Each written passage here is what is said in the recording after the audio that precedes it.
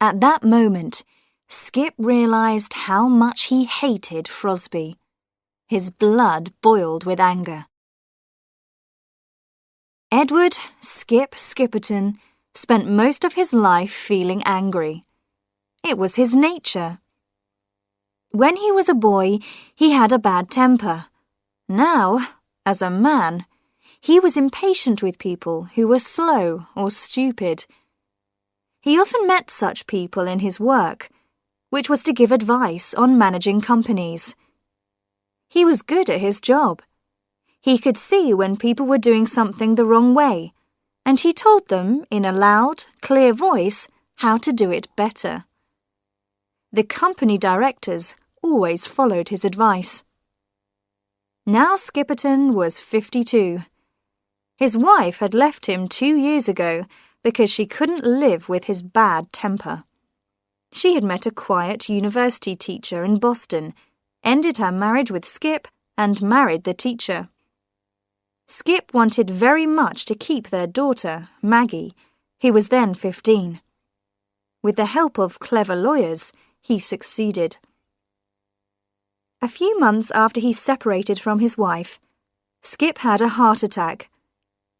He was better again in 6 months, but his doctor gave him some strong advice. "Stop smoking and drinking now, or you're a dead man, Skip. And I think you should leave the world of business too. You've got enough money. Why don't you buy a small farm and live quietly in the country?" So Skip looked around and bought a small farm in Maine with a comfortable farmhouse. A little river, the Cold Stream, ran along the bottom of the garden, and the house was called Cold Stream Heights. He found a local man, Andy Humbert, to live on the farm and work for him. Maggie was moved from her private school in New York to one in Switzerland. She would come home for the holidays. Skip did stop smoking and drinking. When he decided to do something, he always did it immediately. There was work for him on the farm. He helped Andy to plant corn in the field behind the house. He bought 2 sheep to keep the grass short, and a pig, which soon gave birth to 12 more. There was only one thing that annoyed him: his neighbour. Peter Frosby owned the land next to his, including the banks of the Cold Stream and the right to catch fish in it. Skip wanted to be able to fish a little. He also wanted to feel that the part of the river which he could see from the house belonged to him. But when he offered to buy the fishing rights, he was told that Frosby refused to sell. Skip did not give up easily. The next week, he telephoned Frosby, inviting him to his house for a drink. Frosby arrived in a new Cadillac, driven by a young man. He introduced the young man as his son, also called Peter. Frosby was a rather small, thin man with cold grey eyes. "The Frosbys don't sell their land," he said. "We've had the same land for nearly 300 years, and the river's always been ours. I can't understand why you want it." "I'd just like to do a little fishing in the summer," said Skip. "And I think you'll agree that the price I offer isn't bad. $20,000 for about 200 metres of fishing rights. You won't get such a good offer again in your lifetime." "I'm not interested in my lifetime," Frosby said with a little smile. "I've got a son here." The son was a good-looking boy with dark hair and strong shoulders, taller than his father. He sat there with his arms across his chest and appeared to share his father's negative attitude. Still, he smiled as they were leaving and said, "You've made this house look very nice, Mr. Skipperton." Skip was pleased. He had tried hard to choose the most suitable furniture for the sitting room. "I see you like old-fashioned things," said Frosby. "That scarecrow in your field. We haven't seen one of those around here for many years." "I'm trying to grow corn out there," Skip said. "I think you need a scarecrow in a cornfield." Young Peter was looking at a photograph of Maggie, which stood on the hall table. "Pretty girl," he said. Skip said nothing. The meeting had failed. Skip wasn't used to failing. He looked into Frosby's cold grey eyes and said, "I've one more idea. I could rent the land by the river for the rest of my life, and then it goes to you, or your son. I'll give you $5,000 a year." "I don't think so, Mr. Skipperton. Thank you for the drink, and goodbye." "Stupid man," said Skip to Andy as the Cadillac moved off. But he smiled. Life was a game, after all. You won sometimes, you lost sometimes. It was early May. The corn which they had planted was beginning to come up through the earth. Skip and Andy had made a scarecrow from sticks joined together. One stick for the body and head, another for the arms, and two more for the legs. They had dressed it in an old coat and trousers that Andy had found, and had put an old hat of Skip's on its head. The weeks passed, and the corn grew high. Skip tried to think of ways to annoy Frosby, to force him to rent part of the river to him. But he forgot about Frosby when Maggie came home for the summer holidays. Skip met her at the airport in New York, and they drove up to Maine. Skip thought she looked taller. She was certainly more beautiful. "I've got a surprise for you at home," Skip said. "Oh, a horse, perhaps?" Skip had forgotten she was learning to ride. "No, not a horse." The surprise was a red Toyota. He had remembered, at least, that Maggie's school had taught her to drive. She was very excited and threw her arms round Skip's neck. "Oh, Father, you're so sweet, and you're looking very well." Skip and Maggie went for a drive in the new car the next morning. In the afternoon, Maggie asked her father if she could go fishing in the stream. He had to tell her that she couldn't, and he explained the reason. "Well, never mind. There are a lot of other things to do." Maggie enjoyed going for walks, reading, and doing little jobs in the house. Skip was surprised one evening when Maggie arrived home in her Toyota carrying 3 fish.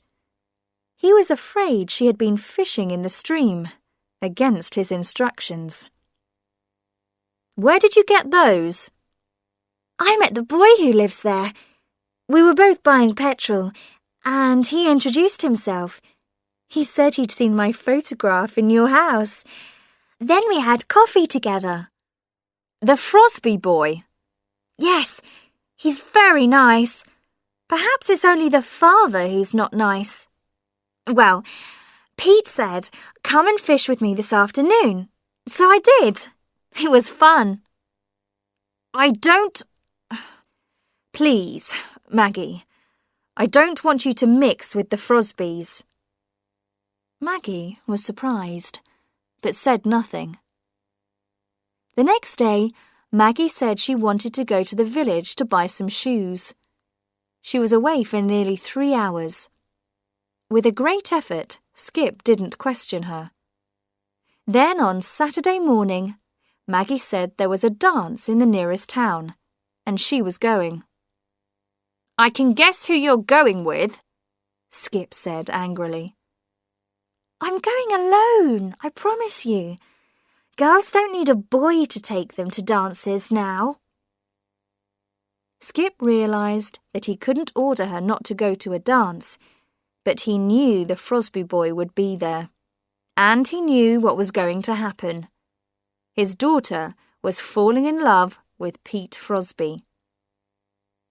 Maggie got home very late that night, after Skip had gone to bed. At breakfast, she looked fresh and happy.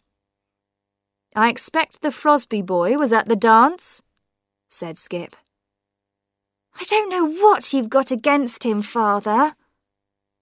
"I don't want you to fall in love with an uneducated country boy. I sent you to a good school." "Pete had 3 years at Harvard University." Maggie stood up. "I'm almost 18, Father. I don't want to be told who I can and can't see." Skip shouted at her. "They're not our kind of people." Maggie left the room. During the next week, Skip was in a terrible state. In his business life, he had always been able to force people to do what he wanted, but he couldn't think of a way to do that with his daughter. The following Saturday evening, Maggie said she was going to a party. It was at the house of a boy called Immerse, who she had met at the dance. By Sunday morning, Maggie hadn't come home. Skip telephoned the Immerse house. A boy's voice said that Maggie had left the party early. "Was she alone?" "No, she was with Pete Frosby. She left her car here." Skip felt the blood rush to his face. His hand was shaking as he picked up the telephone to call the Frosby house. Old Frosby answered. He said Maggie was not there, and his son was out at the moment. "What do you mean? Do you mean he was there earlier and he went out?" "Mr. Skipperton, my son has his own ways, his own room, his own key, his own life. I'm not going to—" Skip put the telephone down. Maggie was not home by Sunday evening or Monday morning. Skip didn't want to inform the police. On Tuesday, there was a letter from Maggie, written from Boston. It said that she and Pete had run away to be married. "You may think this is sudden, but we do love each other, and we know what we're doing. I didn't really want to go back to school. Please don't try to find me. You'll hear from me next week. I was sorry to leave my nice new car. Love always, Maggie." For 2 days, Skip didn't go out of the house, and he ate almost nothing. He felt 3/4 dead. Andy was very worried about him. When he needed to go to the village to buy some food, he asked Skip to go with him. While Andy did the shopping, Skip sat in the car, looking at nothing. But then a figure coming down the street caught his eye. Old Frosby. He hoped Frosby wouldn't see him in the car, but Frosby did. He didn't pause, but he smiled his unpleasant little smile as he went past. At that moment, Skip realised how much he hated Frosby. His blood boiled with anger, and he felt much better. He was himself again. Frosby must be punished. He began to make a plan. That evening, Skip suggested to Andy that he should go away for the weekend and enjoy himself. "You've earned a holiday," he said, and gave him $300. Andy left on Saturday evening in the car. Skip then telephoned old Frosby and said it was time they became friends. He asked Frosby to come to Coldstream Heights again. Frosby was surprised, but he agreed to come on Sunday morning at about 11 for a talk. He arrived in the Cadillac alone. Skip acted quickly. He had his heavy gun ready, and as soon as Frosby was inside the door, he hit him on the head several times with the end of the gun, until Frosby was dead. He then took off his clothes and tied an old cloth round the body. He burned Frosby's clothes in the fireplace and hid his watch and rings in a drawer. Then Skip put one arm around Frosby's body and pulled him out of the house and up the field to the scarecrow.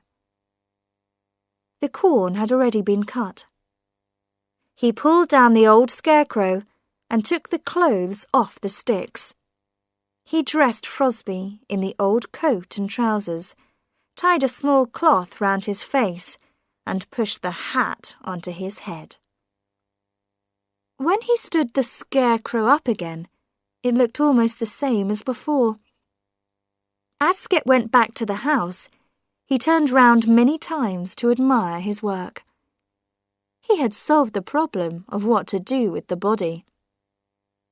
Next, he buried Frosby's watch and rings under a big plant in the garden. It was now 12:30, and he had to do something with the Cadillac. He drove it to some woods a few kilometres away and left it there. After cleaning off all his fingerprints, he hadn't seen anybody.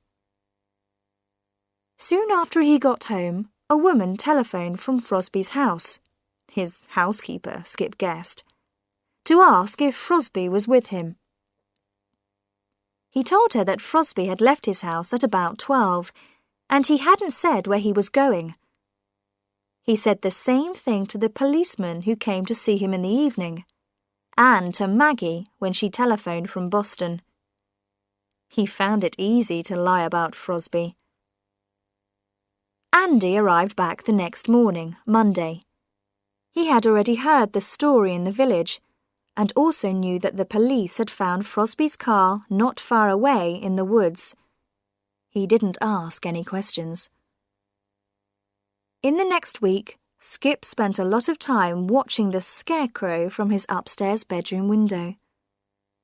He thought with pleasure of old Frosby's body there, drying, slowly, slowly in the wind. After 10 days, the policeman came back, with a detective. They looked over Skip's house and land, and they looked at his 2 guns. They didn't find anything. That evening, Maggie came to see him. She and Pete were at the Frosby house. It was hard for Skip to believe she was married. It had all happened so fast. "Pete's very worried and upset," she said. "Was Mr. Frosby unhappy when he visited you?" Skip laughed. "No, very cheerful and pleased with the marriage. Are you going to live at the Frosby house?" "Yes, I'll take some things back with me." She seemed cold and sad, which made Skip unhappy. "I know what's in that scarecrow," said Andy one day. "Do you? What are you going to do about it?" Skip asked. "Nothing. Nothing," Andy answered with a smile. "Perhaps you would like some money, Andy. A little present for keeping quiet?" "No, sir," Andy said quietly. "I'm not that kind of man." Skip didn't understand. He was used to men who liked money, more and more of it. Andy was different. He was a good man. The leaves were falling from the trees, and winter was coming. The children in the area were getting ready to celebrate the evening of the 31st of October, when people wore special clothes and had special things to eat, and lit great fires outside and danced around them singing songs. No one came to Skip's house that evening. There was a party at the Frosbys' house. He could hear the music in the distance. He thought of his daughter dancing, having a good time. Skip was lonely. For the first time in his life. Lonely. He very much wanted a drink, but he decided to keep his promise to himself. At that moment, he saw a spot of light moving outside the window. He looked out.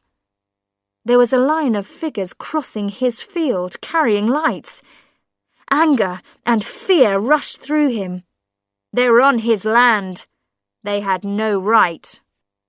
And they were children, he realized. The figures were small. He ran downstairs and out into the field. "What do you think you're doing?" he shouted. "Get off my property!" The children didn't hear him. They were singing a song. "We're going to burn the scarecrow!" "Get off my land!" Skip fell and hurt his knee. Now the children had heard him, he was sure, but they weren't stopping. They were going to reach the scarecrow before him. He heard a cry.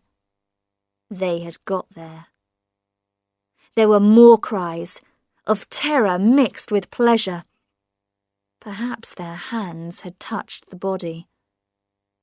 Skip made his way back to his house. It was worse than the police. Every child was going to tell his parents what he had found. Skip knew he had reached the end. He had seen a lot of men in business reach the end. He had known men who had jumped out of windows. Skip went straight to his gun. He put the end in his mouth and fired. When the children came running back across the field to the road, Skip was dead. Andy heard the shot from his room over the garage. He had also seen the children crossing the field and heard Skip shouting. He understood what had happened. He began walking towards the house. He would have to call the police. Andy decided to say that he didn't know anything about the body in the scarecrow's clothes. He had been away that weekend, after all.